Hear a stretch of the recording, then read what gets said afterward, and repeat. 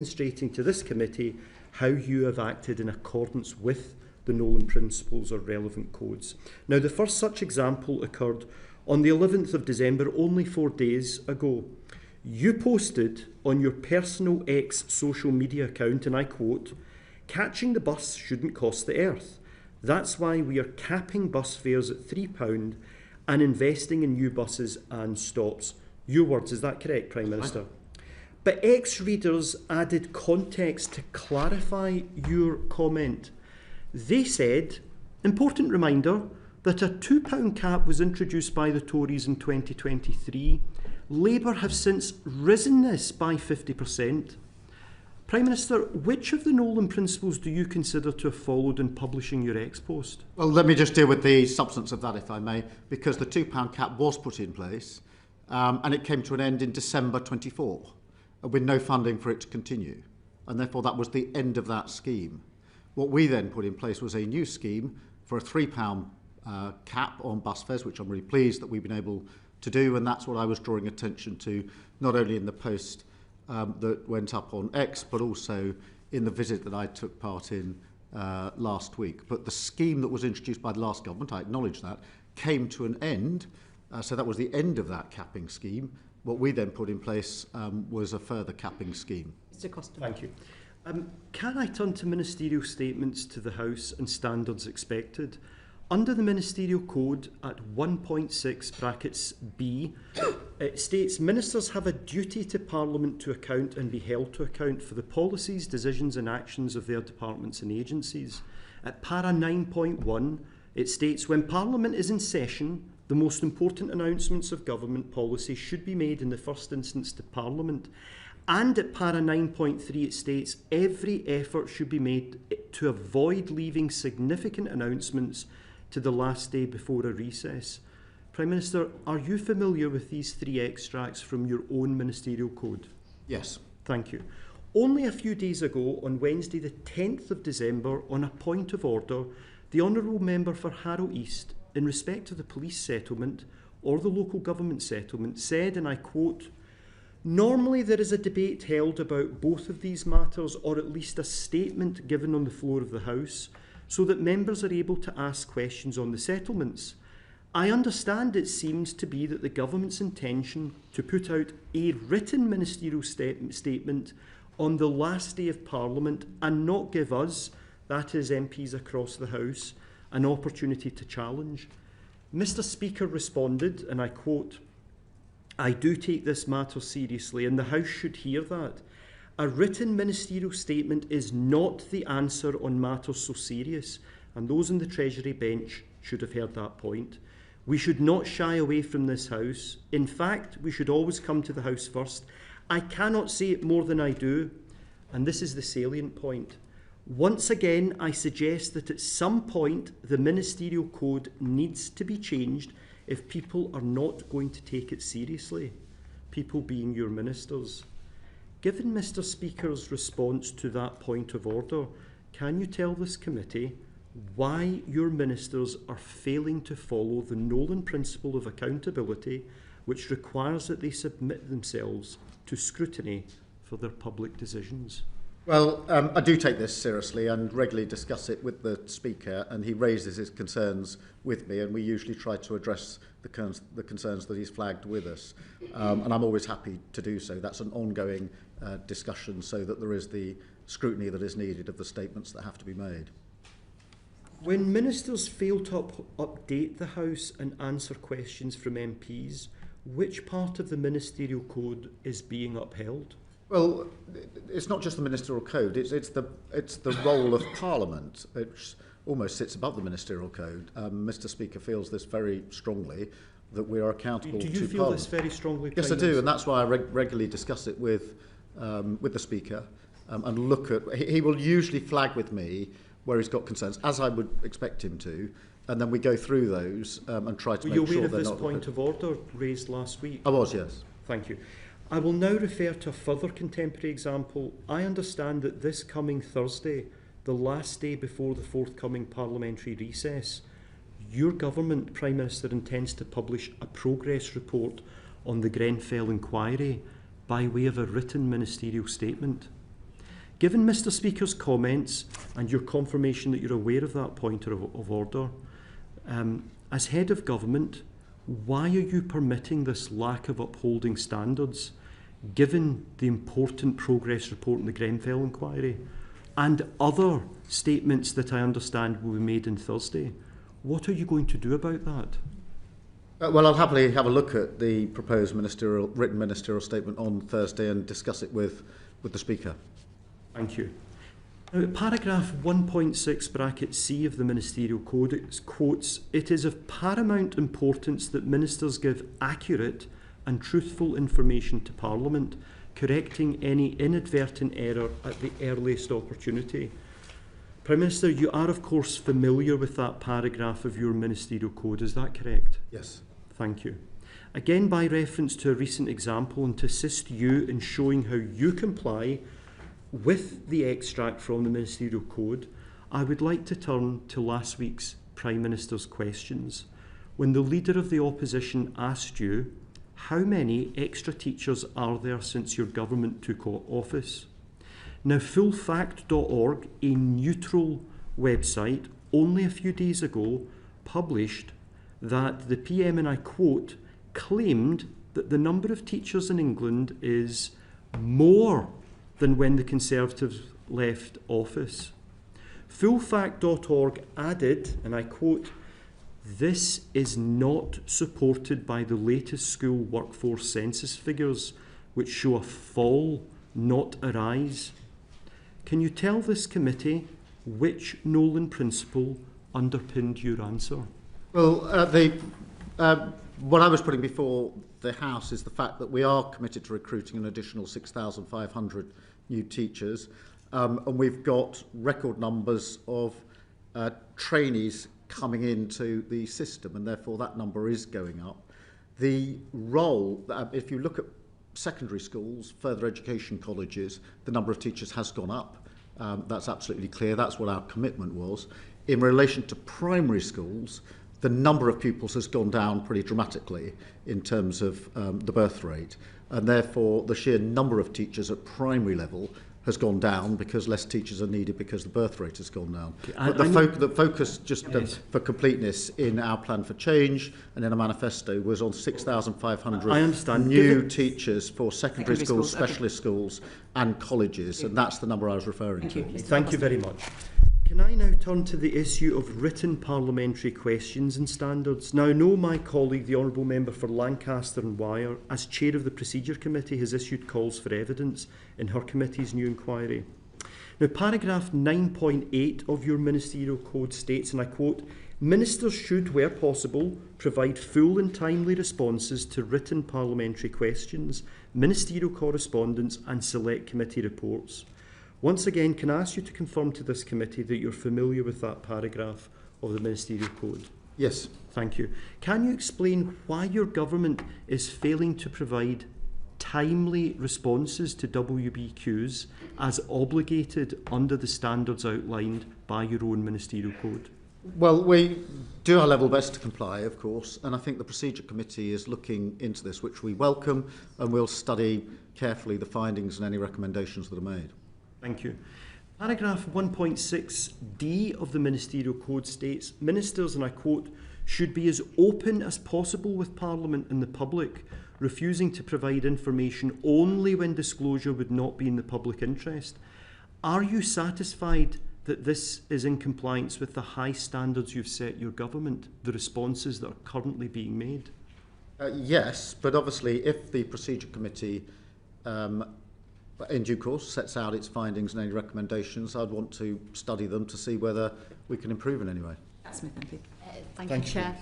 Prime Minister, it's an indisputable fact that political staff in Number 10 have been briefing against serving cabinet ministers, and you and I both sat on opposition benches whilst we had to watch the painful spectacle of political advisers briefing under Johnson and a litany of Tory Prime Ministers.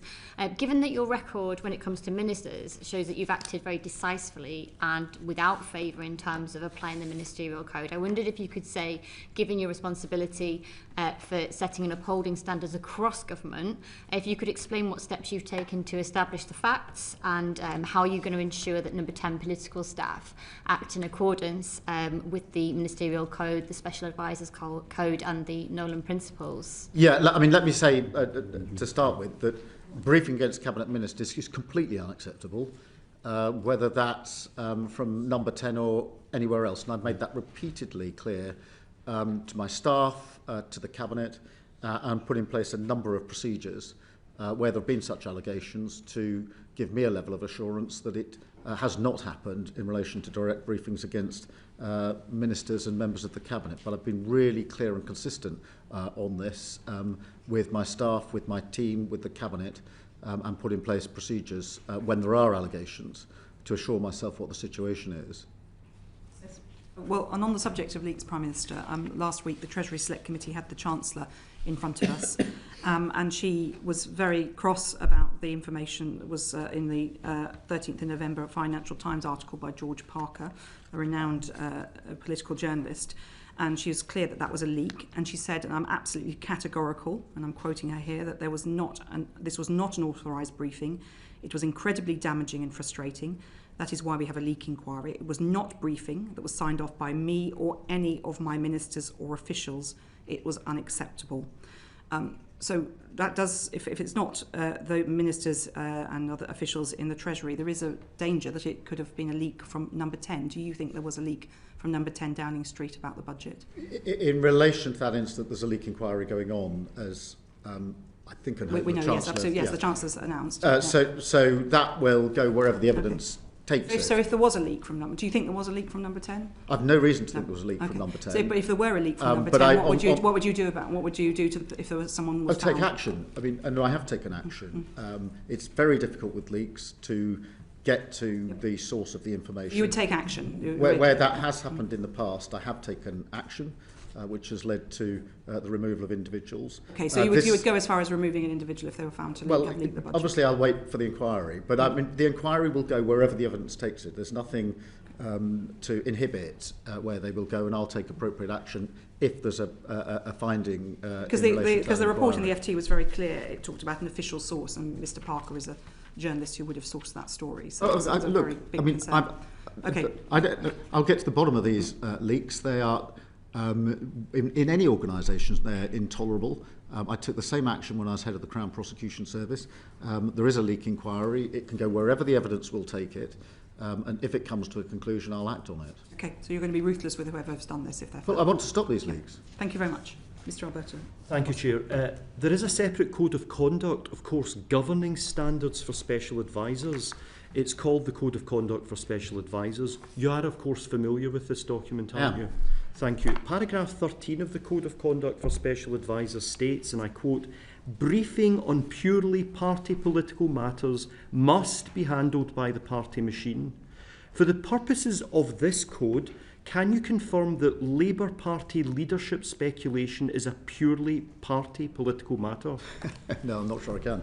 It seems to be pretty right. I mean, in terms of the code, I know exactly where it should be dealt with, but I can say, hand on heart, that none of it is comes from me or is encouraged by me. Well, we'll come. But I just wanted to confirm that it's a purely party political matter in accordance with the code. Labour Party. Well, I mean, I think the code is dealing with political briefings of a political nature, which have to come through the party, obviously, and can't come through the civil service. I think wider speculation is not necessarily a code issue. Thank you. Well, paragraph 15 of the code, just to help you, Prime Minister, goes further. Special advisers must not take public part in political controversy. They must observe discretion and express comment with moderation, avoiding personal attacks. So you're very familiar with the code. I would like to refer to an interview that you gave to Sky News last month. On that interview, for the purposes of assisting you, Prime Minister, I'll just recap that interview. You were asked, you say that was unauthorised, referring to alleged leaks about West Streeting. You said that was unauthorised. That makes it sound you've lost complete control of your Downing Street operation. Why didn't you sack the person who was responsible for attacking one of your colleagues? You responded, "First, Let me be absolutely clear that any briefing against ministers is completely unacceptable. That is not a new position for me. It's a position I've adopted ever since I became Prime Minister. I've been talking to my team today and been assured that no briefing against ministers was done by number 10. You're saying it didn't come from Downing Street. And you responded, I've been assured, second time, it didn't come from Downing Street. Who gave you that assurance? Well, I had assurance from within Downing Street on Who gave you that a assurance? number of different levels, different people in my team. Who gave you that assurance? Different levels in my team. I'm not Can you please tell us who gave you that assurance? Whether officials or for special advisors who are giving you assurance, just give us a special advisors. Thank you. I'm not going to name members of staff, No. but I will add this. I didn't just take everything at face value. I looked at other bits of evidence to assure myself about what I was then saying publicly to the media. Thank you. That interview ended as follows. If it didn't come from Downing Street, where did it come from and will you sack the person responsible? You responded, well, I will absolutely deal with anybody responsible for briefing against ministers. And this is the salient point. I've always said that's the standard I expect and that's the standard I will enforce. Although you just answered a moment ago to the Chair that you have taken action and you've removed individuals, can you just confirm for this committee that in the example that I've cited, when you said that you would enforce a standard, what standard did you enforce in respect of this example? Well, I can only take action where I've got a clear finding that somebody has breached a relevant duty or standard. When I have had that, I've acted accordingly. And that's not something new to me as Prime Minister. It's what I did as Leader of the Opposition. It's what I did as the Director of Public Prosecutions. Thank you. My final questions, Chair. Can I turn to another issue that you rightly regularly raised when you were Leader of the Opposition, namely your frequent criticism of previous administrations' alleged cronyism and the way in which public appointments were undertaken? Now, only last month, Prime Minister, you profoundly regretted your own involvement in the appointment process for the chair of the Independent Football Regulator. In your own letter to your independent ministerial advisor, you said, and I quote, in retrospect, it would have been better if I had not been given the note or confirmed that I was content with the appointment. This was an unfortunate error for which I express my sincere regret. Sir Laurie, in his response, stated, it is regrettable, as you say in your letter, that despite the recusal we agreed in autumn 2024 concerning the Football Governance Bill, you were asked to confirm that you were content with the proposed appointment. Can you give this committee an update on progress of your internal review that you said to Sir Laurie would take place to ensure this breach in standards does not happen again? Well, firstly, can I say, in relation to David Coburn, that he was first approached by the previous government for this role. And therefore, I reject the cronyism allegation, which I don't think should rightly be put in his case. He was then endorsed by the cross-party committee. So he was headhunted by the previous government because of his suitability for the role, appointed by this government and endorsed by the cross-party committee.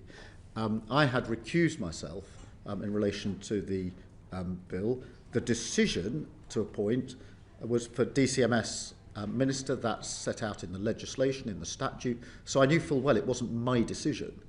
As it happens, a note was put before me to say that's what was going to happen, and was I content? And the independent advisor took the view, which I agree with, that it would have been better if that note had never been put before me. In other words, that the recusal had meant I didn't even get the note before me. But when I said I was content, I was well aware I wasn't the decision maker, because I knew that the legislation set out who the decision maker was, and it was the minister in the relevant department by law, and therefore it couldn't be me in any event. I had actually been talking to the independent advisor about it throughout, as he makes clear in his letter. So this was I always take his advice, even if I don't think there's anything wrong, just so that I've got. But just you asked me when you asked me, I've now asked him to look again at when someone says they're recusing themselves. What are then the processes that need to be put in the office to make sure that even a decision which isn't for the recused person is coming by way of note, in effect, isn't put before them, and that's what just to make sure that we're not in that position again. But I was well aware that I was not the decision maker because I knew by law it was the Minister. Thank you. Thanks, Prime Minister. Finally, on other public appointments, can I refer you to your recent decision as Prime Minister on appointments to the House of Lords? Prior to the general election, you promised to reduce political appointments to the Lords and indeed stated as much in your party's manifesto. Might you understand why the public might feel that you're not upholding the high standards you set yourself on appointments to the House of Lords? Well, it's important that the House of Lords is able to do its vital work of scrutinising legislation.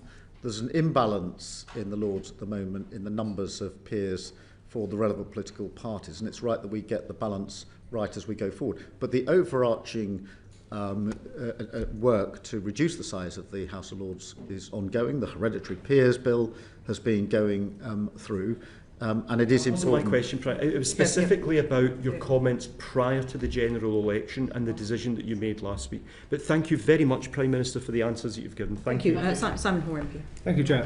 Prime Minister, good afternoon. Public trust is pivotal if governance of this country and all of our public life is to be supported and trusted, and that is, I'm afraid, it seems to be a value which is declining, the trust of the public in what we do and why we do it. Baroness Deach, before my committee last week, commented, it's quite interesting how oppositions change their position on standards from when they're in opposition to then going into government. We're doing a piece of work which is clearly showing that notwithstanding Nolan, notwithstanding the EIC, notwithstanding amendments to the ministerial code, there is still an element of what I suppose in the old terms you could have called the good chaps principle, HOLAC, etc. In order to future-proof against rogue operators, and in order to try to bolster declining public confidence, what consideration, if any, have you given or might you give to putting quite a lot of these bodies on a statutory footing, including the ethics advisor at number 10, so that the public can see that there are dispassionate people who take decisions based on good judgment and sound evidence? Prime Minister. Yeah, I mean, on the ministerial code, obviously, I did strengthen, and then I also took the step. The independent advisor, before I became Prime Minister, was not able to initiate investigations, could only do it with the Prime Minister's approval, and I thought that was wrong in principle, and that we would it would be better if the independent advisor, who was appointed under the last government but continued under me, had the ability to say of his own volition, I think this is serious enough for me to look at it. So I have done that. I'm not convinced at the moment we need to go further and put on a statutory basis, but I never close my mind to further steps that could be taken, whether it's in relation to the independent advisor or any of the other relevant bodies. Thank you very much. So we now move on to the Plan for Change, which was the government's plan on entering government, and the 5 missions that were established. And I'm going to ask Helen Hayes to kick off on the Opportunity Mission. Helen Hayes. Thank you, Chair. Good afternoon, Prime Minister. Good afternoon. Prime Minister, your personal commitment to further education and skills is really clear, and we've seen some positive announcements from the government in relation to technical excellence colleges and qualifications reform in the skills white paper. But my committee has recently completed an inquiry on further education and skills, and we found that there are 2 areas that are really holding the FE sector back at the moment. The first of those is that, unlike other post-16 education providers, FE colleges and standalone sixth form colleges are unable to claim VAT back on their expenditure. This is a tax for which there is no justification, a tax position for which there is no justification, and my committee was very clear on that from the evidence that we found. Will you undertake to speak to the Treasury about this anomaly, which is holding post-16 education providers back from delivering against the government's mission? I certainly have a look at it and talk to the Treasury about it. I'm very keen to do what we can to further education. I think it's part of the system that needs more work, more resource, more capability, and more weight behind it. So I'll certainly have a look at that issue. Thank you very much. As an example of the scale of change, a difference that would make, a college that my committee visited told us that the amount that they were unable to claim back in VAT made the difference between a whole extra storey on a new building that they had recently completed that they weren't able to add to that building. The second area that my committee found as a problem for the FE sector is the disparity in teacher pay for teachers teaching the same subjects within FE colleges compared with schools. A pay disparity of up to 15% makes it really, really hard for them to recruit the teachers that they need. And also difficulties in getting people from industry to come and teach on within the further education sector. On a recent visit to Switzerland, we found that the Swiss rail system pay their staff more. They get an extra premium if they are prepared to undertake training for apprentices within the rail system. We've just had the announcement on the setting up of Great British Rail. Will you look at the premium that is placed on training for the next generation of the rail industry within the leverage that you have with Great British Rail and seek to learn from Switzerland on how important it is that the next generation are really well trained? Yeah, I wasn't aware of the Swiss experience and approach, but certainly very willing to have a look at that. I mean, we do need, in terms of further education colleges, we need to improve the skills, the courses, focus them and make sure they link with the work that those coming out are most likely to be able to do. The retention and recruitment of teachers is hugely important in that sector for some of the reasons you set out. So anything we can do to help in that regard, I'll certainly have a look at the Swiss example and see whether some or all of it can be applied here in the United Kingdom. Thank you. And then final question from me. We've also seen some really positive announcements from the government on opportunities for young people through the Youth Guarantee and the Youth Strategy announced last week. We've spoken previously in this committee about some of the barriers that hold care-experienced young people back from being able to take advantage of opportunities that are available to them. The government is still resistant to a national offer for care leavers, which would provide confidence and clarity for care leavers across the country that wherever they live, the same support and entitlements would be available to them. Will you look again at that commitment, which would really enable care leavers to be able to access some of the great opportunities the government is making available to young people across the country?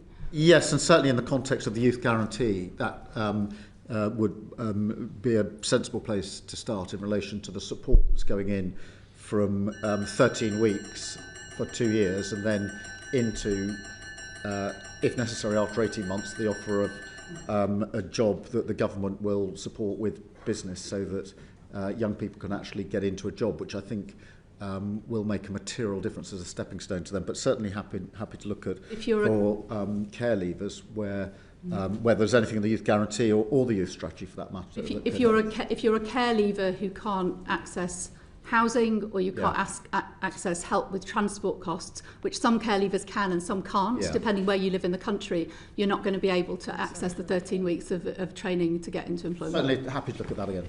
Thank you. Thank you very much, Prime Minister. Andy Slaughter MP. Thank you, Chair. Good afternoon, Prime Minister. Sir Brian Levison's independent review of the criminal courts has 45 recommendations in Part 1 alone, but the controversy around it is centred on changes to the jury system, specifically the mode of trial which will apply in intermediate cases. The plans seem to involve a quarter to a half of current jury trials being heard by magistrates or a judge sitting alone. Yet we are told this will only affect about 1 or 2% of all criminal trials. So it's difficult to see how it will address the Crown Court backlog.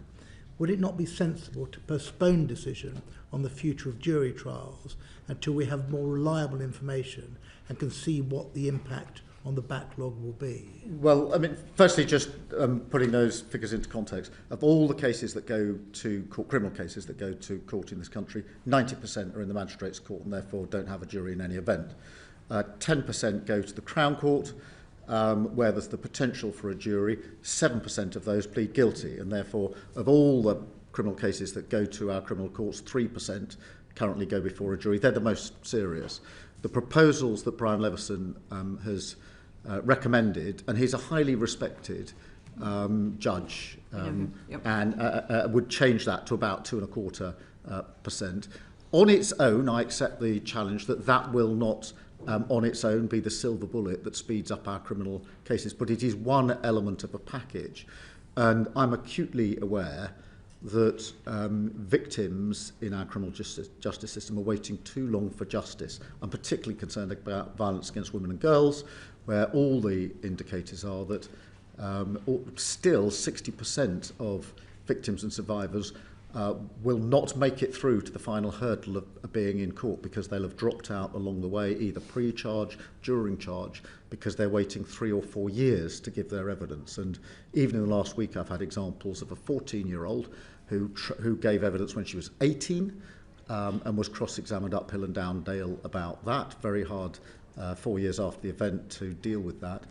Or a young woman who was 16 at the time of the alleged offence and giving evidence when she was a young woman of 20. That isn't acceptable, and we have to do whatever we can to improve that. And our criminal justice system has been too slow for too long. This isn't just a recent phenomenon. I've been on this for the best part of 20 years. Mr. Slaughter.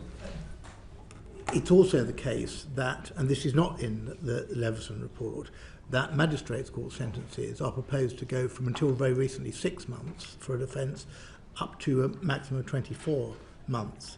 And swift courts will involve a judge sitting alone without magistrates. As I say, they're not in Leveson, so why is the government going down this route? And isn't this more likely to lead to the unintended consequence of even more custodial sentences, undoing the work of reducing prison numbers as set out in the sentencing bill and the Gork review?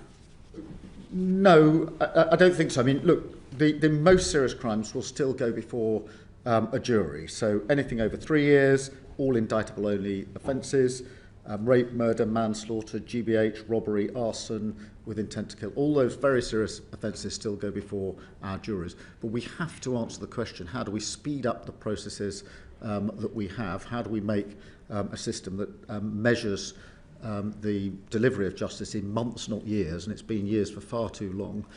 Sir Brian Leveson painted the picture of the system in virtual crisis. We cannot go on like that. In relation to the sentencing point, obviously this goes alongside the changes that we're making in relation to sentencing and various presumptions that are there at the same time. So the two of them have to go together. Of course, we need to keep looking at it, to keep checking that we've got it right. But I, for one, am not prepared anymore to just walk past what has been a stain on our criminal justice system for far too long, and I'm absolutely determined to do something about it. Mr. Slaughter. There's widespread support for the Hillsborough Bill, not least because it offers equality of arms between victims and the state in addressing unlawful state action.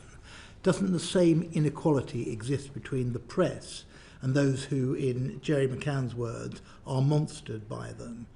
But 13 years after the Leveson Review of Press Ethics, most newspapers are not subject to independent regulation, and there is no low-cost way to challenge media errors. Last week, over 30 victims of press intrusion, including Christine Flack, Kate and Jerry McCann, and Margaret Aspinall, whom you know, and whose son James died at Hillsborough, wrote to you to ask you to meet them and discuss their experiences. Will you meet them? Yes, of course. Finally, can I ask this? AI, artificial intelligence, can violate individual privacy, entrench discrimination, or hinder access to justice. You've put AI at the heart of the government's mission for growth, but how can you be sure increased use of AI will not lead to a weakening of human rights protection?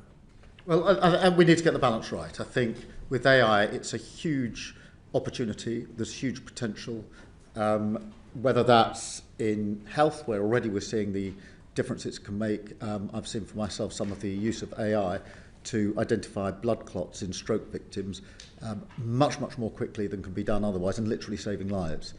Equally, AI with heart monitors that can predict problems of the future and allow preventative measures to be taken. In criminal justice, it is already being used in probation in relation to a huge amount of material.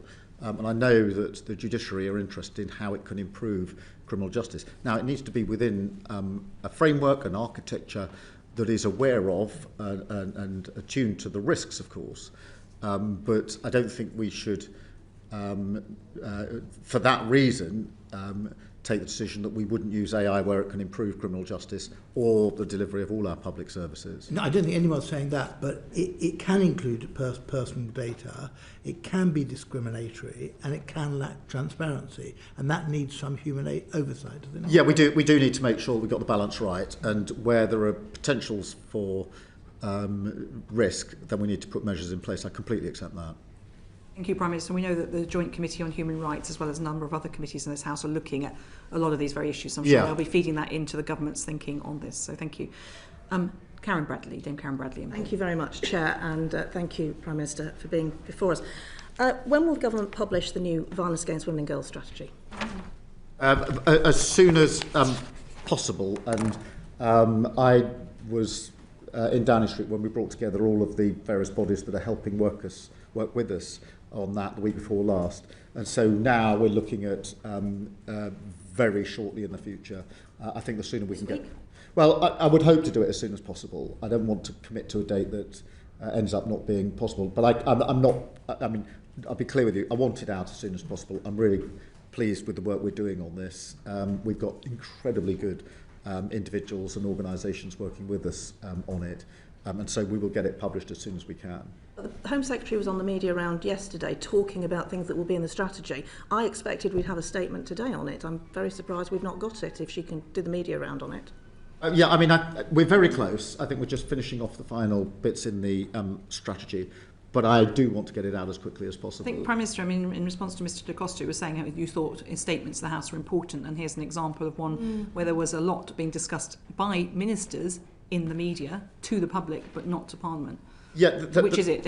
Well, the strategy is not. I mean, we'll do the strategy in due course, but I mean, it's one. But the government said it would come out before the summer. It then was going to be in September. We've been told time and again it was going to come very soon, and we're still waiting for it. And it's having real world consequences. 3 rape crisis centres, I know, have closed because services cannot be commissioned because the local authorities, etc., do not know what money they're going to have because they don't have the strategy.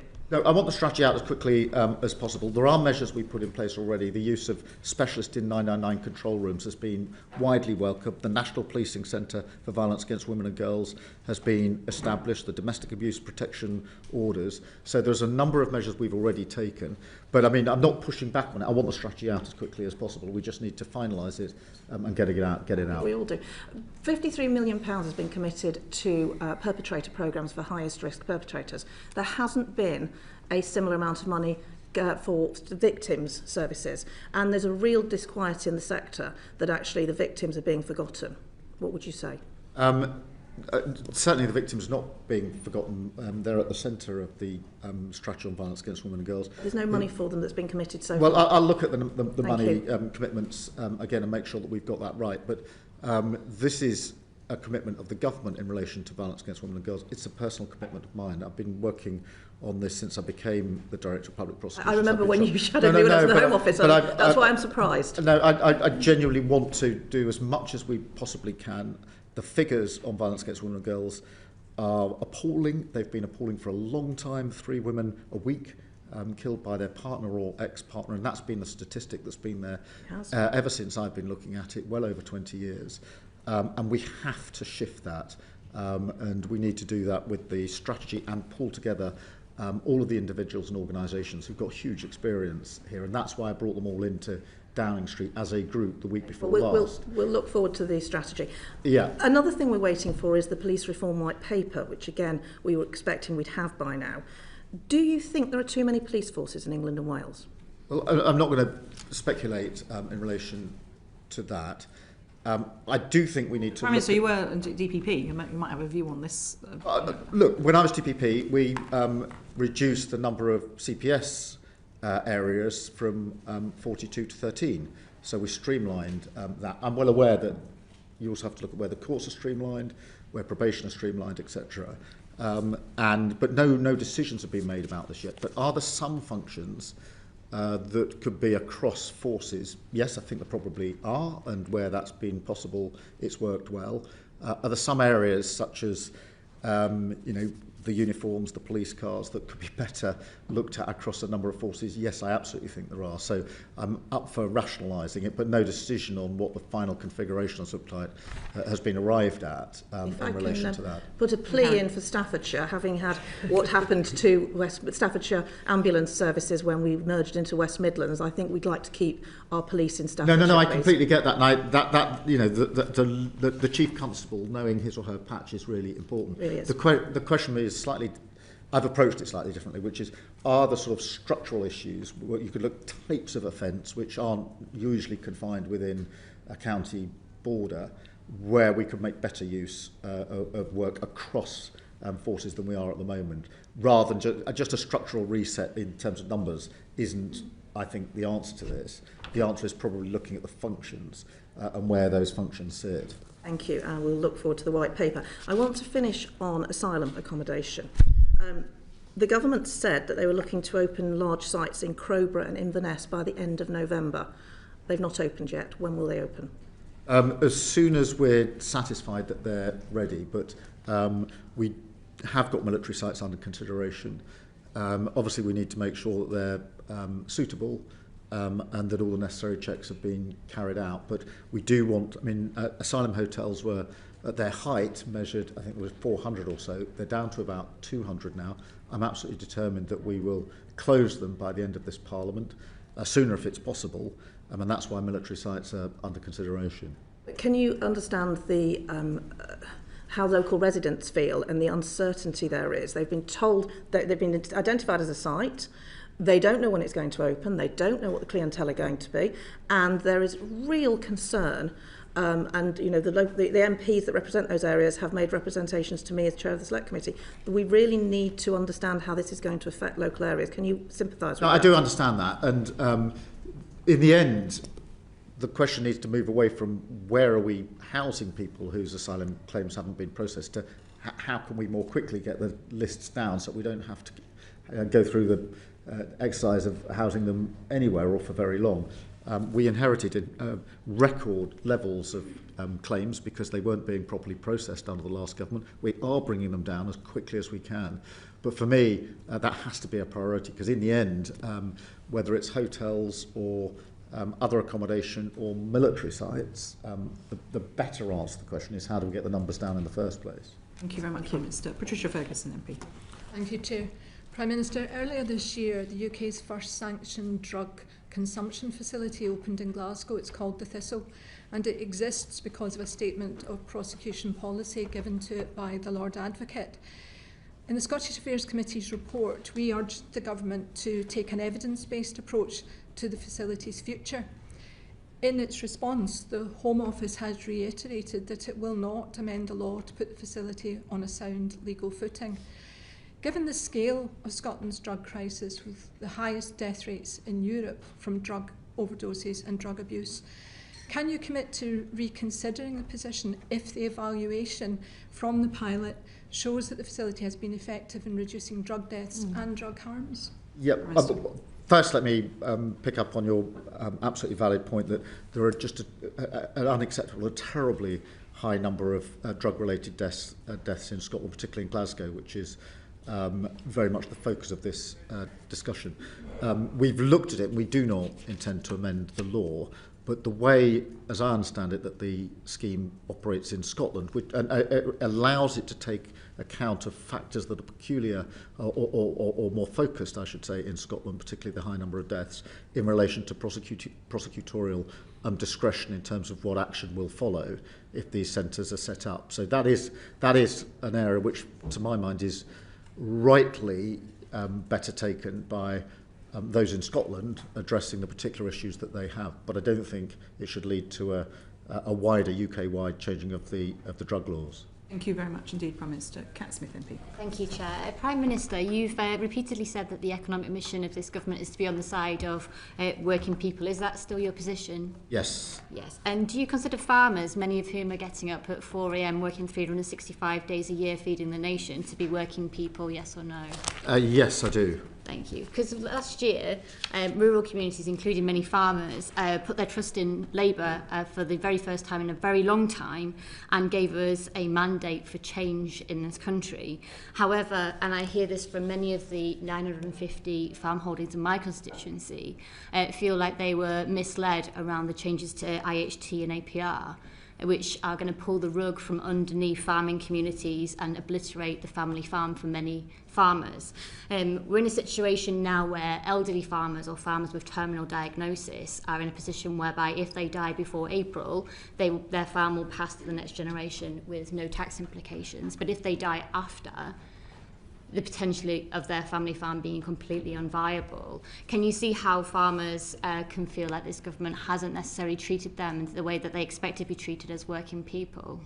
Well, look, I do understand the concern, and I met with the president of the NFU just last week, as I've met with him before, to run through the particular concerns they have.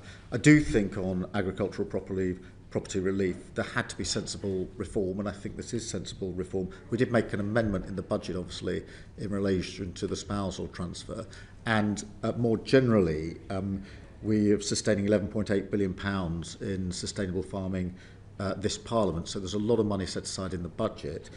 There's a roadmap that we're agreeing with farmers as to the way forward, and of course, Minette Batters, the ex-president of the NFU, has just completed a report for us on profitability and how we drive up profitability year on year, which I think is vitally important because in a sense that's the missing factor here, which is the amount of money that farmers can make year on year, and we need to drive that amount up. And the issue with the money that was in the budget is I think it's been overshadowed in the same way the Countryside Stewardship Fund has been overshadowed by the IHT issue. And I think that the political damage is that whilst the ambitions of government were, I think, quite right in terms of tackling tax avoidance that could go on in, like, say, large country estates, the collateral damage is that it's actually the small family farm which is feeling the hit of this. And the changes in the budget won't go any way to benefit one of my constituents who is 89 next month. He's already widowed, so he will not be able to benefit from the spousal transfer that has been announced. And given that you've been a Prime Minister who is, and I think quite admirably, changed courses in the past when issues have been exposed to the absolute reality of things, would you consider changing course on this issue? Well, firstly, let me just reassure, the vast majority, 3/4, I think, of farmers simply not affected at all. And of those that are affected, the rate that's paid is half the rate that's over a 10-year period. In relation to the particular example, if you're happy to give me further details, I'll certainly have my team happy, right, to the Prime Minister, look at that. One final question, Chair, if I may, and this won't have sunk in, I don't think, is the Prime Minister aware that some farmers who have terminal diagnosis now are actively planning to expedite their own deaths so they hit before April? Is he aware of that? I've had discussions with a number of individuals who've drawn all manner of things to my attention. Thank you very much. Alistair Carmichael, MP. And you understand, Prime Minister, that the basis for that actually sits in the finance bill itself. It's the provision called the anti-forestalling clause. You're familiar with the anti-forestalling clause, I think? Yeah, that means that anyone who transfers their property or their farm to a descendant but dies within 7 years will be liable to pay inheritance tax under the new system, and if they don't live 7 years after that, you could even trigger capital gains tax. If you do nothing, though, and you die before April next year, then the estate passes tax-free. Do we agree, Prime Minister, that nobody should be left feeling, as Cat Smith has just described, that they would be better off dying between now and next April? No, of course, but governments have to bring about sensible reform and take sensible measures reform, which, absolutely. But things like anti-forestalling clause, they are not unique to this situation. But on a human level, the answer to your question is, of course, not. But last year, you told me that this was a policy that was just aimed at revenue raising, that it wasn't targeted at anybody in particular. We've now seen the anti-forestalling clause, and we know from Treasury's own figures that 75% of the £500 million that is expected to be raised from this will come from farmers who die over the age of 75. So, is it not the case that actually this is a targeted measure, and it is targeted at and it will affect those who are elderly, suffering from terminal illnesses over 75, and it doesn't matter if it's one farmer or 1,000 farmers. Surely you cannot be comfortable with that. Let me just address the point that it's not targeted. It's not targeted at individuals. Well, it was what you said last year. It's not targeted, as I said last year. It's an economic reform which we took in the budget before last. Not targeted. It is to adjust the rate at which inheritance tax is, the fact that it's paid, the rate at which it's paid, and the period over which it is paid. But it's not targeted against individuals. I'm not arguing with you that there are therefore going to be individuals affected, as there are with any change in any tax regime. But there's a difference between changing the tax regime and targeting a group of individuals. This is about changing the tax regime. The anti-forestalling clause that we've spoken about traps farmers into the new rules. It doesn't allow them the same opportunities that other taxpayers will have to use tax planning to manage their affairs in a sensible way that will allow the succession of family farms in this country. That doesn't make it targeted. It is a necessary consequence of the decisions that we've taken. But I can assure you, as you would expect, the President of the NFU has raised this issue with me on more than one occasion. Not just the President of the NFU. Well, I appreciate that. You've heard it from Cat Smith, you've heard it from my Select Committee, you've heard it from the Welsh Affairs Select Committee, you've heard it from the Northern Ireland Affairs Committee. These are all select committees, incidentally, that have majorities from the Labour Party, and they have all produced unanimous reports calling for this to be paused and rethought. You don't have to listen to me. You don't even have to listen to the farmers out there. You don't have to listen to the President of the NFU. But why do you not listen to your own party colleagues? I do listen to party colleagues all the time. And then do what you're going to do anyway. Thank you very much, Mr Carmichael. Tandesi MP. Thank you very much. Prime Minister, you rightly noted that defence is an engine for growth. In fact, one of the 8 high growth sectors that are best placed to deliver on growth and on jobs.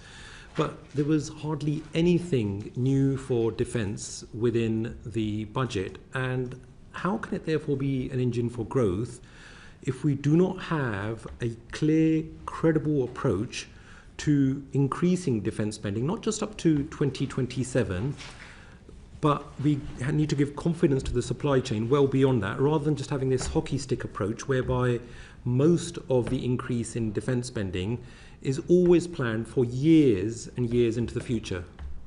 Well, I think there was quite a big measure in the budget, in that we increased defence spending to 2.6, not years and years in the future, but in 2027. It was previously announced about a year ago as well. So that then is baked into the budget and affects all the other figures in terms of what else we can do. I do think you're right that the challenge, therefore, is to turn that into growth and productivity. And the way in which we intend to do that is we had the Strategic Defence Review, as you know, published earlier this year.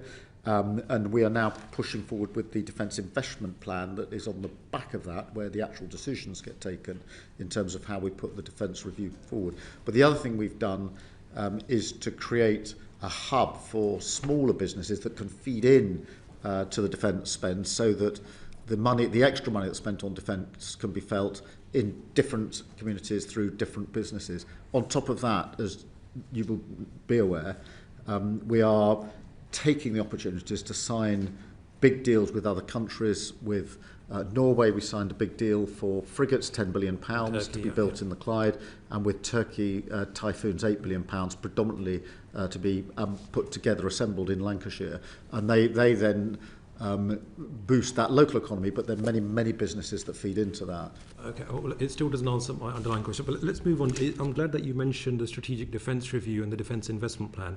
Now, anybody and everybody, including the NATO Secretary-General, is saying that we need to prepare, given the increased propensity and the intensity of attacks, especially cyber, from our adversaries. Now, in order to give a clear demand signal to industry and all, there needs to be a defence investment plan. Now, that was promised to us by autumn, and it's Christmas next week. I know some would take the interpretation that they're waiting for the winter solstice this Sunday in order then that's still within the autumn, but that really is taking the biscuit. So I think what we need to have is that defence investment plan. When is that defence investment plan landing, Prime Minister? Well, we're working hard on the defence investment plan, and we will publish it as soon as it's ready. But you will appreciate from the work of your committee that that involves very significant and important decisions that we need to make sure we get absolutely right. But we'll do it as soon as it's ready, and obviously your committee will then want to. You reshuffled out the Defence Procurement Minister at the last reshuffle. Was that wise to do when you're going through a defence investment plan process? Well, defence investment plan process involves quite a number of cabinet members because of the significance of the decisions that we're But the making. engine room of that job, that's a very important job in government to make sure that procurement Yes, and the is done minister we've properly. got in doing it is doing an excellent job, and that is not affected. I'm not suggesting individuals aren't, just that the continuity is quite important. Yeah, but the defence investment plan is a very significant plan involving a number of cabinet members, as you would expect, because of its significance. Yeah, I mean, the way it's being interpreted by all and sundry outside is that the government is still arguing about money and it's holding up the dip. But let me move on to another thing that was mentioned in the Strategic Defence Review, namely the national conversation. Now, that's something that requires your personal leadership, as you have intimated, because we need to make the public aware about the threats, but also their role within defence. So can you list the engagements that you personally have led and undertaken with regards to a national conversation? Yeah, what I envisage is a national conversation that goes on around the country. I mean, I've obviously led a number of conversations about the importance of defence and security. I am obviously, in relation to Ukraine, we've been playing a leading part in the coalition of the willing, which is bringing together about 35 countries now to provide security guarantees. I've made it clear in my conversations that I see that as a response, a necessary response to the situation in Ukraine, but also as part of a bigger argument, which is I do think that for too many years now, pretty well all European countries have not done enough on defence and security, and we need to step up in terms of not just spend, but capability and coordination. And it falls to leaders now to make that argument, because the threat from Russia is very clear, very real. It's not just in Ukraine. And so part of the conversation, as I see it, that I have to lead, and quite rightly, is to make the argument for more defence and security, a bigger answer on defence and security, so that Europe is better able to defend itself. I will always believe in the Euro-Atlantic security mechanisms, but I do think it's time for European countries to step into the breach on spend capability coordination. I want to bring my final point on to what's happening, and there's a lot of hard work that's been undertaken by yourself abroad, especially to ensure that there's a just and lasting peace for our Ukrainian friends who we are rightly supporting. You're trying to keep together the transatlantic NATO alliance, especially in the midst of a very unpredictable ally in terms of the new Trump administration. But if all goes pear-shaped at home, then all of that hard work would be unravelled. And we've got a lot of perennial procurement problems within defence, namely the Ajax, Boxer vehicles and MAN SVs. So how are you going to ensure that there is value for money within defence procurement? Oh, by the increased oversight that we're putting in, because I don't think there has been enough focus on value for money in procurement, and we need to change that. But just to reassure you, I mean, in terms of what's happening in Ukraine, we cannot let up in our efforts to bring about a just and lasting peace. That affects Ukraine, Europe, and it affects the United Kingdom. We can see Russian intent in terms of land, in terms of what they've been doing in our waters, in cyber, what happened at Salisbury not so many years ago. We have to be alert to that ever-present danger from Russia, and therefore the work that we do in Ukraine, I'm going straight to Berlin after this to continue that, is to ensure that we deal not just with the terrible conflict in Ukraine that's been going on for nearly 4 years now, Russian aggression exacting a very heavy price in Ukraine, but it's about our defence and security as well, and that's why it's such a central focus of what I've been doing. Thank you. Can you talk about having a conversation and leading a conversation? Who are you having these conversations with, Prime Minister? Oh, in terms of defence and security,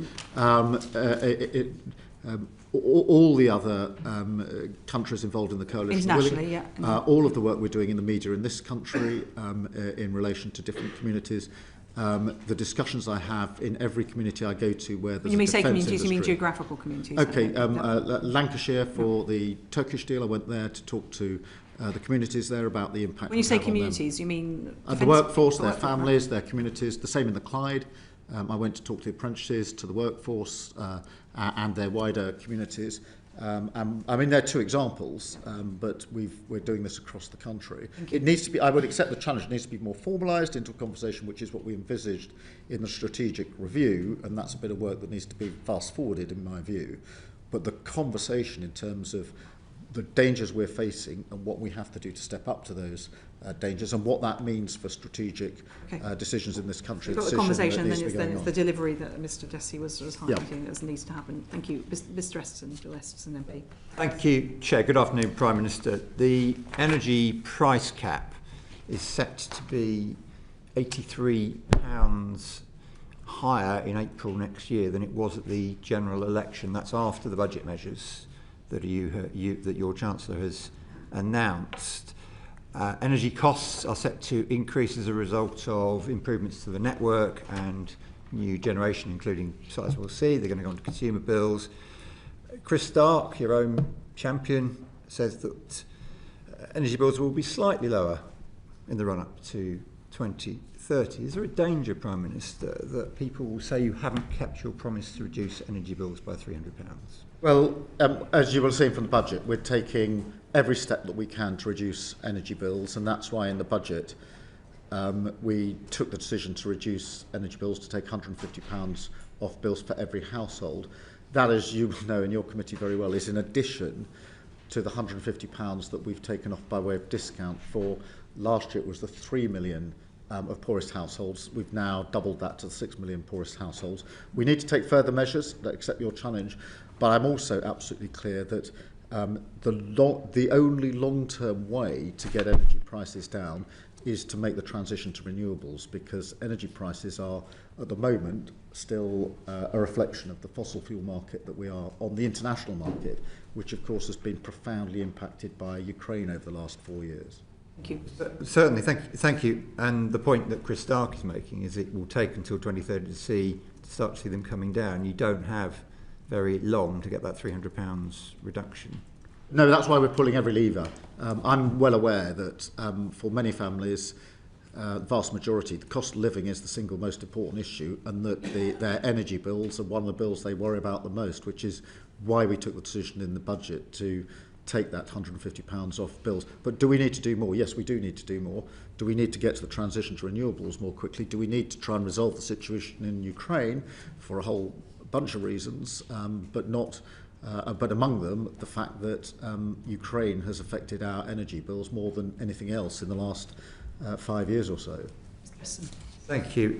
The latest climate science, meanwhile, suggests a doubling of the carbon emissions since 2017, and the actuarial analysis that unless we have an immediate and dramatic change in approach, we could see a GDP fall of 20% in the next 20 years. How do you address this challenge? The UK has shown great leadership internationally, but this latest evidence is really, really stark. Yeah, I think with climate change, we've got to see this not just as an obligation, but also as a huge opportunity. As we go to renewable energy, there's a global race on, and huge amounts of investment are being put around the globe into different countries on renewables. I'm really pleased that we're attracting a good deal of that investment because of the clarity of our policy, and more money has come in by way of investment, foreign investment into this country on renewables and clean power. than on any of our other sectors. So we've got to take advantage of those opportunities. And therefore, it won't be an inhibitor on growth. It will be an engine for growth if we get this right. Okay, and coming to this point about the leadership you've shown internationally, the commitment to an 81% reduction in nationally determined contributions, which is now the second highest, as Denmark's gone 1% higher since 1990, but that's something to be very, very proud of. You decided not to make a financial commitment to the Tropical Forest Forever facility. Doesn't that isn't there a danger that rather undermines the climate leadership that you've shown up till now? Well, on the TFFF, we've been there as a sort of founder member, if you like, supporting the TFFF. We've been absolutely clear that we see a role for the United Kingdom going forward of leveraging private investment into TFFF, which is very much where the conversation is in terms of funding for projects. And the future will continue to do that and to look at what else we can do. But we remain committed to the concept, the idea, and I've made that absolutely clear to the President in Brazil when I was there for COP just a few weeks ago. Yeah, now I mentioned Denmark. The Danes have been at this for a very long time. It was their response to the 1973 oil crisis was to try and find alternatives. In Denmark, people grow up to be told that a good Dane is a green Dane. Do we need something similar here to get greater public support for this energy transition? I think there is a growing awareness. I think most people would say they absolutely understand the challenge of climate change. They want their government to do something about it. I think they would add that they don't want to necessarily see that reflected simply in their bills at the expense of other measures that can be taken. So I don't think there's a lack of commitment on this. There's an understandable issue in a cost of living crisis as to where the burden lies in relation to the funding of it, which is why, amongst other things, we want to take and did take £150 off energy bills. I think the vast majority of the public do understand we have to take measures on climate change. They can see the effects in this country and other countries with ever more extreme weather conditions. The question is more, I don't think we've got climate deniers anymore. We've simply got climate delayers, those that think we should put it off. I'm not in that camp. I think that's a mistake. But I am heartened by the fact there's fewer and fewer deniers, but we do need to get on with this now. So maybe you'll consider the idea that a good Brit is a green Brit.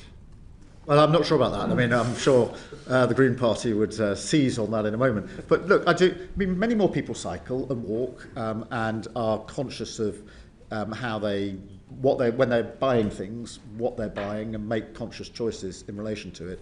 I think their plea would not be don't do the transition to clean power. Their plea would be make sure that it's affordable to families like mine. Thank you, Prime Minister. Patricia Ferguson, MP. Thank you, Chair.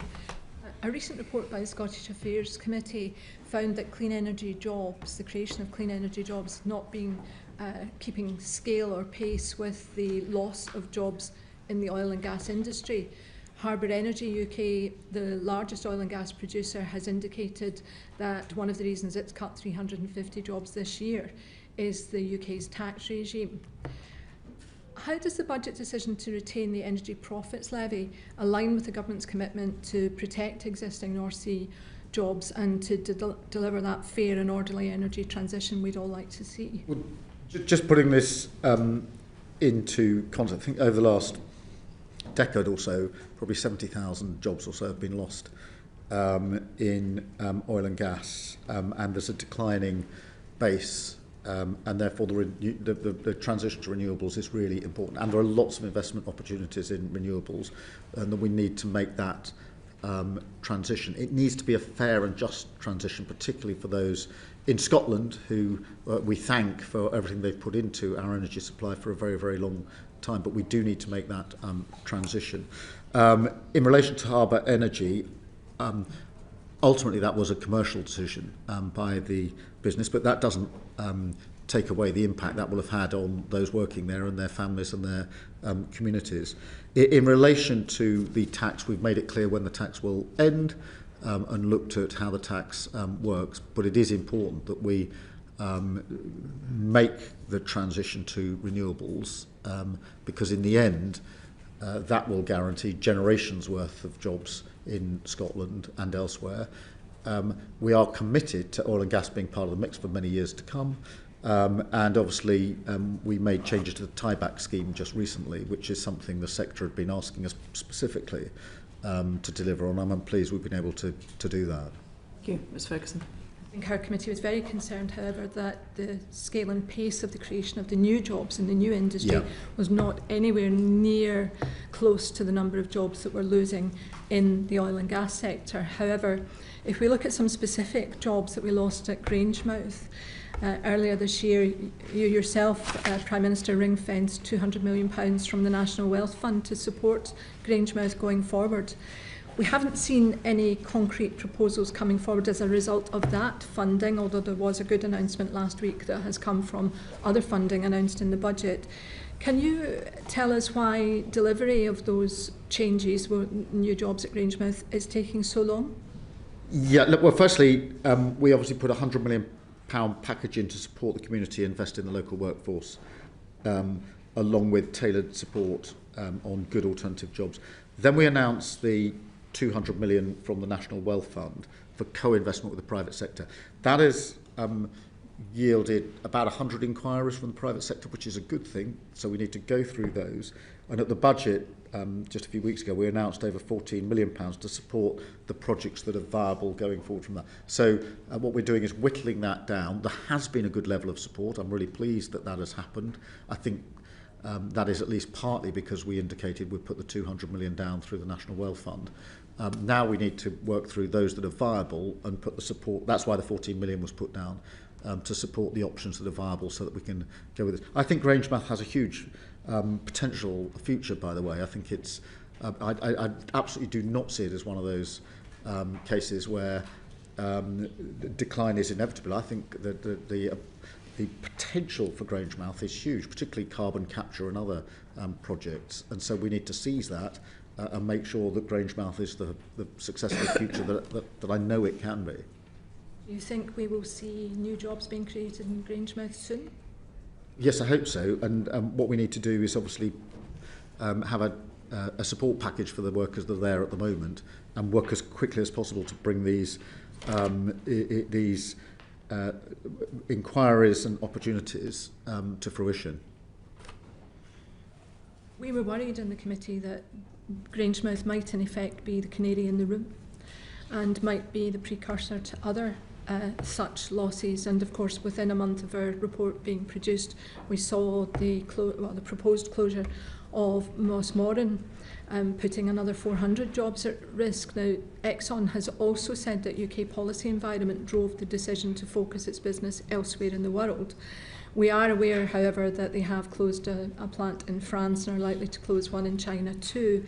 But what does the loss of that strategic asset at Mossmoran say about our ability to compete globally for industrial investment? Well, on Mossmoran, again, I have to recognise it's a very difficult time for the workforce there.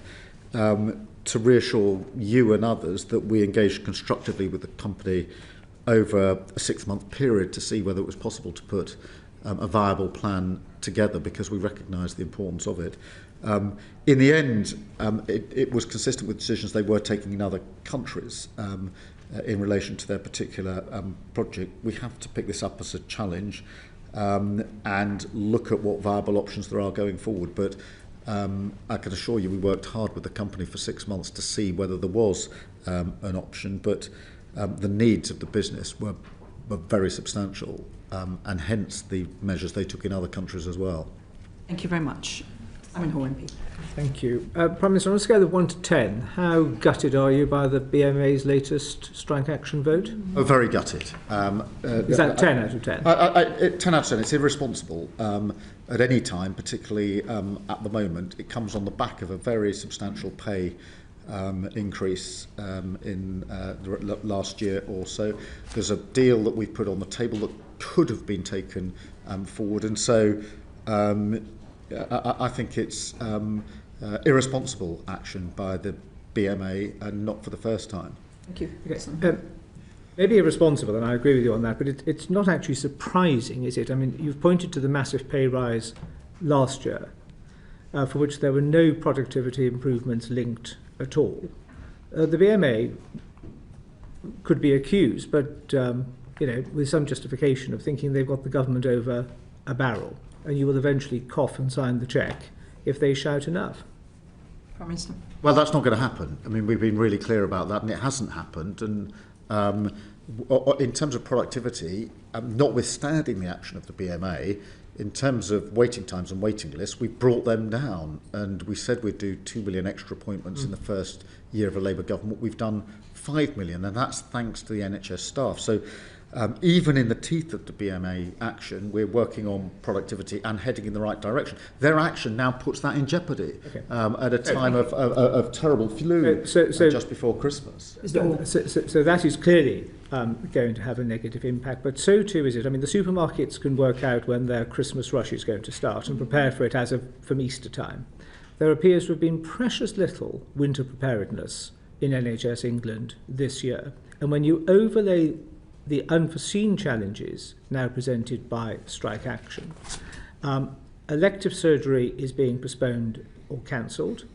Hospital admissions are at a record high for this time of the year, and that's before we get to the seasonal winter peak.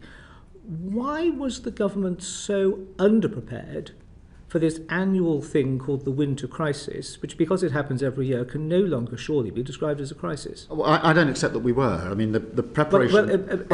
Every other medical opinion says that is the case, Prime Minister. Well, just hear me out. We started the preparations earlier.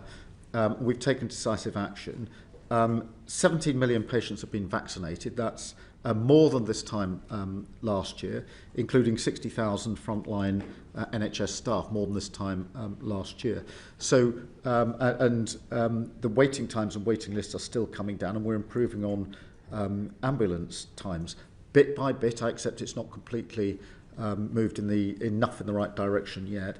I've been through the flu figures with Chris Whitty in terms of the strain and the ability that a government has to try to deal with that. And as we all know from previous years, predicting what strain of flu and what time it's going to hit is extremely difficult to do. And I don't think anybody would say that can be attributed to the government. I think by putting a plan in place early, we've been able to take decisive action, more vaccinations. I want more still, by the way. I want the number to go up next year, but more have been vaccinated this year than last year. So you have now said on the record via this committee to the BMA there is no additional money on the table other than that which was being tabled over the last few days. We've recognised that their strike action is irresponsible, and it is going to put an ever greater pressure on an already pressurised system because of the winter peaks in both COVID and flu. What do you expect the BMA's move next to be? I want them to reflect on what they're doing. I think they're losing the support of the public. I also think they're losing the support of their colleagues in the NHS. You don't have to spend much time in the company of staff of the NHS for... 83% of BMA members voting in support of strike action. Resident doctors. No, I don't. Resident doctors doesn't suggest that they give a fig about that, does it? Well, I would ask them to reflect on the impact this is having on the otherwise good work and the numbers going in the right direction of the NHS. The fact this is the week before Christmas with a flu problem that is very extreme, and I think they're losing the sympathy. I think they've lost the sympathy of the public, frankly, and I think they've lost the sympathy of their colleagues, their non-doctor colleagues in the health service, who are getting on with their jobs, many of them on a much lesser rate of pay increase than the BMA, than the doctors got. And I'd appeal to the doctors themselves to push back against the BMA in relation to this. They are losing ground in terms of the sympathy they might otherwise have had for the difficult job that they do. Thank you very much, Prime Minister. Ruth Cadbury MP. Thank you. Welcome, Prime Minister. In 18 months, your government has announced many initiatives, quite separate ones. What have you found most difficult in delivering the plan for change? In terms of transport or speed and ability to get things done in Parliament. We've got so many checks and balances and consultations and regulations and arm's length bodies. My own sense after 12 to 18 months in the job is that, and this is a fault of governments of all political colours, every time something has gone wrong in the past, successive governments have put in place another procedure or another body or another consultation to try to stop ourselves ever making a mistake again. My experience now as Prime Minister is of frustration that every time I go to pull a lever, there are a whole bunch of regulations, consultations, arm's length bodies that mean the action from pulling the lever to delivery is longer than I think it ought to be, which is among the reasons I want to cut down on regulation generally and within government. Okay, and I'm using this just as an example, but in Switzerland they set the rail timetable 10 years in advance, then they build the infrastructure and the network in order to meet that timetable. It gives communities, passengers, freight operators and their private sector investment partners certainty. They know where they're going. Would that be a concept you would consider for defence, for housing, for education and justice? Well, I'm not sure I'll go the full Swiss, but certainly the more decisions that can be made with sort of medium and long-term planning, the better. Setting the numbers and times of trains in 10 years' time is probably going a bit far for my liking, because I suspect that the way in which people travel and demand will change over that period of time. But the general proposition, the general proposition of look, too many decisions over the last 14, 15 years have been short-term responses to problems, not middle and long-term decisions to fix things more fundamentally. And I think we need to be in the fixing more fundamentally place as we go through government. Thank you. Thank you very much, Prime Minister. Prime Minister, you sound like you were surprised that you come into government, you pull a lever, and it doesn't always happen, or perhaps something else happens over there. Frustrated rather than surprised. So do you consider that there was enough preparation for entering government in order that you and your ministers were ready for this? Yes, but when it comes to regulation, we're taking it down, but it takes time to take it down. So I'm not surprised, but I'm frustrated. And it's amongst the reasons that we're trying to get rid of as much of the regulation as possible, to get rid of arm's length bodies and ensure that we can move more quickly. But that was never possible on day one. Getting rid of arm's length bodies, you think, is going to make things go more quickly? Well, we need to look at the number we've got and what they actually add. I'm not saying get rid of them all, of course, but I think there is a frustration. I think this is shared across the last government and this government, that there's a sort of thicket of reasons you can't do anything, rather than a clear path through at speed, and it's the clear path through at speed that we need. Okay, well, thank you. Sir Geoffrey Clifton-Brown. Good afternoon, Prime Minister. As Chair of the Public Accounts Committee, I'd like to raise with you a report that we published in 2024 into sensitive government scrutiny. It is conventional, as you know, for the government to reply to committee reports within 2 months of publication. However, 18 months on, my committee has yet to receive a government response. Dame Meg and I are grateful to you for your response to our letter sent earlier this month, and we welcome your assurance that cross-government work that you are now leading on this issue. However, please would you undertake to meet with Dame Meg, the Controller and Auditor General, and myself in private as soon as possible in the new year, because we'd like to ensure that you're fully appraised of the detail of our proposal. Yeah, I'm very happy to meet. Thank you. I do understand the issue. Obviously, there's a careful balance to be struck, but I understand the concerns that you and the Chair have raised, and very happy to agree to a private meeting to discuss further. Thank you very much. Florence Eshalomi MP. Thank you, Chair. And thank you, Prime Minister. Earlier you mentioned to Mr Costa in terms of making sure ministers are presenting issues and policy statements to the House. One of those issues that we've been pushing for a few months now is the long-awaited reform to leasehold and commonhold. The Secretary of State confirmed in our Select Committee last month that will be laid before the House before Christmas. Can you guarantee, Prime Minister, we will receive that before the House rises on the Thursday the 18th? I can't guarantee that, but I want to move it forward as quickly as possible. I know the strength of feeling and the reasons that we need to look at this. They're self-evident. So we'll come forward with proposals as quickly as we can. Thank you very much indeed. Prime Minister, you're heading off as well, eventually to hopefully a bit of a Christmas break, but we understand you're flying off to Berlin today. I wondered if you could give us an update on the situation vis-à-vis Ukraine and what the UK is doing in that respect. Well, thank you for that, because this is obviously a critical period for Ukraine, and not just for Ukraine, for Europe and for the United Kingdom. And European history is full of peace agreements that failed and sometimes led to even greater conflict. And that is why it's really important that we attend to this in detail. Putin has shown time and again that he will keep coming back for more if he sees the chance. We must never lose sight of that. And that's why I've argued consistently that any cessation of hostilities, we've gone on for nearly 4 years now, exacting a heavy price in Ukraine, both on the front line, civilians, infrastructure, energy, and, if I may say so, in Russia, where 5,000 Russian soldiers on average are being killed every week on the front line because of the ambitions of one man, Putin. There's a text that may take us forward that is in play, which I've discussed extensively with a number of leaders. President Zelensky was in last Monday for a private discussion about that. We're meeting again in Berlin tonight with President Zelensky and others. There are a number of principles that to me are absolutely fundamental. First, decisions on the most sensitive issues, including territory, are for Ukraine to decide. So no issues about Ukraine without Ukraine. Secondly, strong security guarantees are vital. Peace agreements fail, in my view, predominantly because there aren't sufficiently robust security guarantees behind them, which is why the French President and I set up the Coalition of the Willing, which was to put in place